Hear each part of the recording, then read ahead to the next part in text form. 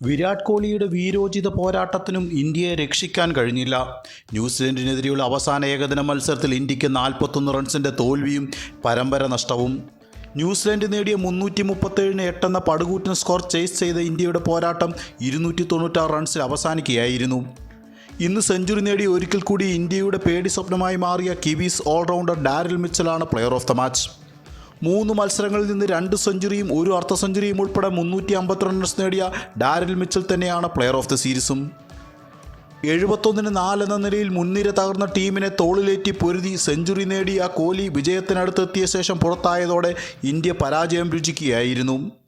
38 വർഷത്തിനു ശേഷം ആദ്യമായാണ് ന്യൂസിലാൻഡ് ഇന്ത്യയിൽ ഒരു ഏകദിന പരമ്പര വിജയിക്കുന്നത്. ടോസ് വിജയിച്ച ഇന്ത്യൻ ക്യാപ്റ്റൻ ഗിൽ കിവീസിനെ ബാറ്റിങ്ങിനയക്കുകയായിരുന്നു. 4-ാം പന്തിൽ തന്നെ ഓപ്പണർ നിക്കോൾസനെ ബൗൾഡ് ചെയ്ത് അർഷ്ദീപ് സിംഗ് ഇന്ത്യക്ക് മികച്ച തുടക്കമാണ് നൽകിയത്. അടുത്ത ഓവറിൽ ഹർഷിത് റാണ കോൺവേയെ മടക്കിയതോടെ 5-2 എന്ന നിലയിൽ കിവീസ് എത്തി. 3-ാം വിക്കറ്റിൽ വില്യങ് മിച്ചൽ സഖ്യം സ്കോർ 50 കടത്തിയെങ്കിലും 30 റൺസ് എടുത്ത് യങ്ങിനെ റാണ തന്നെ പുറത്താക്കി.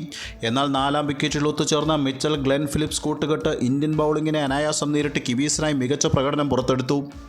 56 പന്തിൽ നിന്ന് മിച്ചൽ ആദ്യ 50 നേടി തുടർച്ചയായി 4-ാം തവണയും ഇന്ത്യക്കെതിരെ 50+ സ്കോർ കണ്ടെത്തി. 53 പന്തിൽ നിന്നാണ് ഗ്ലെൻ ഫിലിപ്സ് തൻ്റെ 6-ാം 50 നേടിയെടുത്തത്. 36-ാം ഓവറിൽ 106 പന്തിൽ നിന്ന് മിച്ചൽ സെഞ്ചുറി നേട്ടം കൈവരിച്ചു. 42-ാം ഓവറിൽ 83 പന്തിൽ നിന്ന് ഫിലിപ്സും സെഞ്ചുറിയിലേക്കെത്തി. അടുത്ത ഓവറിൽ ഫിലിപ്സ് മടങ്ങുമ്പോൾ 88 പന്തിൽ 9 4-ഉം 3 6-ഉം ഉൾപ്പെടെ 106 റൺസ് സ്വന്തം പേരിൽ കുറിച്ചിരുന്നു. ഓരോ ഓവറിന് ശേഷം സിറാജ് ഡാരിൽ മിച്ചലിനെ കുൽദീപ് യാദവിൻ്റെ കയ്യിലെത്തിച്ച് ഇന്ത്യക്ക് ആശ്വാസം പകർന്നു. 131 പന്തിൽ 15 4-ഉം 3 6-ഉം ഉൾപ്പെടെ 137 റൺസായിരുന്നു മിച്ചൽ നേടിയത്. അവസാന ഓവറുകളിൽ ക്യാപ്റ്റൻ ബ്രേസ്വെല്ലിൻ്റെ മികവിൽ 337-8 എന്ന വമ്പൻ സ്കോറാണ് കിവീസ് പടുതുയർത്തിയത്. സിറാജ് ഒഴികെ മറ്റെല്ലാ ഇന്ത്യൻ ബൗളർമാരും കിവീസ് ബാറ്റർമാരുടെ കയ്യിൽ നിന്നും കനത്ത പ്രഹരമേറ്റു വാങ്ങി. 10 ഓവറിൽ 43 റൺസിന് 1 വിക്കറ്റും സിറാജ് സ്വന്തമാക്കിയിരുന്നു. മറുപടി ബാറ്റിംഗ് ആരംഭിച്ച ഇന്ത്യക്ക് 4-ാം ഓവറിൽ തന്നെ ഓപ്പണർ രോഹിത്തിനെ 11 റൺസിന് നഷ്ടമായി. 2 ഓവറിന് ശേഷം ക്യാപ്റ്റൻ ഗിൽ 23 റൺസ് മാത്രം എടുത്ത് ജാമിസന് മുമ്പിൽ കീഴടങ്ങി. പിന്നീട് 3 റൺസ് മാത്രം എടുത്ത ശ്രേയസ് അയ്യർ കൂടി മടങ്ങിയതോടെ മത്സരത്തിൽ കിവീസ് ആധിപത്യം നേടിയെടുത്തു. തൊട്ട് പിന്നാലെ രാഹുൽ 1 റൺ മാത്രം എടുത്ത് മടങ്ങിയതോടെ 71-4 എന്ന നിലയിൽ ഇന്ത്യ കനത്ത പരാജയത്തെ തുറച്ചു നോക്കി. എന്നാൽ 5-ാം വിക്കറ്റിൽ കോഹ്ലി നിതീഷ് കുമാർ സഖ്യം ഉറച്ചു നിന്ന് പൊരുതിയതോടെ ഇന്ത്യൻ ആരാധകർ വിജയം സ്വപ്നം കണ്ടു. 51 പന്തിൽ നിന്നാണ് കോഹ്ലി അർദ്ധ സെഞ്ചുറി നേടിയെടുത്തത്. പിന്നാലെ 52 പന്തിൽ നിന്നും നിതീഷ് കുമാർ കന്നി ഏകദിന 50-യും സ്വന്തമാക്കി. എന്നാൽ 50 നേടിയതിന് പിന്നാലെ നിതീഷ് വിക്കറ്റ് നഷ്ടമാക്കി മടങ്ങി. 57 പന്തിൽ 2 4-ഉം 2 6-ഉം സഹിതം 53 റൺസായിരുന്നു നിതീഷ് നേടിയത്. 12 റൺസ് എടുത്ത് ഔട്ടായ ജഡേജ ഒരിക്കൽ കൂടി നിർണായക മത്സരത്തിൽ പരാജയമായി മാറി.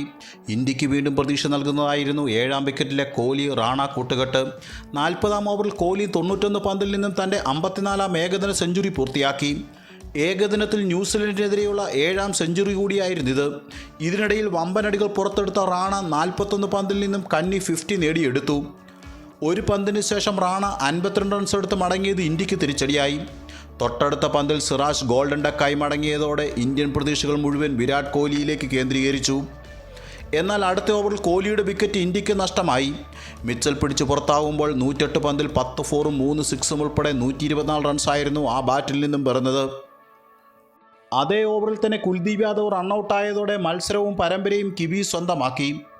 ക്യാപ്റ്റൻ ഗില്ലിൻ്റെ നേതൃത്വത്തിൽ ഓസ്ട്രേലിയക്കെതിരെ ഏകദിന പരമ്പര തോറ്റ ശേഷം ഇപ്പോൾ ന്യൂസിലൻഡിനോട് തോൽവി വഴങ്ങിയതോടെ ഗില്ലിൻ്റെ ക്യാപ്റ്റൻസിയിൽ ആരാധകർക്ക് ആശങ്കയുളവായിരിക്കുകയാണ്. മറ്റൊരു വീഡിയോയുമായി വീണ്ടും കാണാം. നന്ദി.